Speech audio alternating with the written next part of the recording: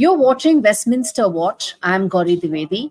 The next 6 weeks, I'm going to bring you inside details of what the poll campaign is going to be all about, the key issues on which UK is set to vote, and of course, the larger ramifications of whoever comes as the next occupant of Downing Street on 5th of July.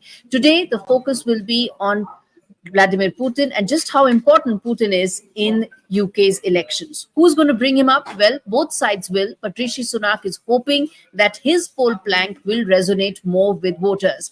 Rishi Sunak, who is down almost 20 points against Starmer, the Labour leader, whom he's up against, is likely to tell the voters that how Labour has in the past been very ineffective when it comes to dealing with authoritarian leaders. He's likely to bring back Jeremy Corbyn's extreme ideology, which was set to in fact, put off a lot of UK voters in 2019. And the reason why Boris Johnson came up with such a thumping victory in 2019 was to a large extent due to Corbyn's extreme leftist ideology. So Sunak is likely to bring that back to remind voters that Labour stands for possibly weaker stance on national security, and Labour stands for possibly diluted position against authoritarian leaders like Russian President Putin.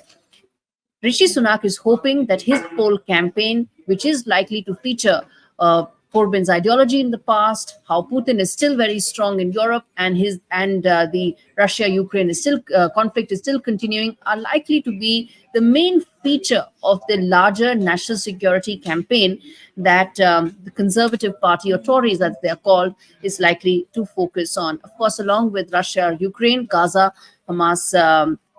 The conflict in Gaza between Israel and Hamas is also likely to feature, with the larger overarching theme being that how Labour is weak against authoritarian leaders, how Labour is weak against bigger national security concerns, and how the UK electorate needs to be very watchful and mindful of the fact that a Labour government will possibly have serious ramifications on national security.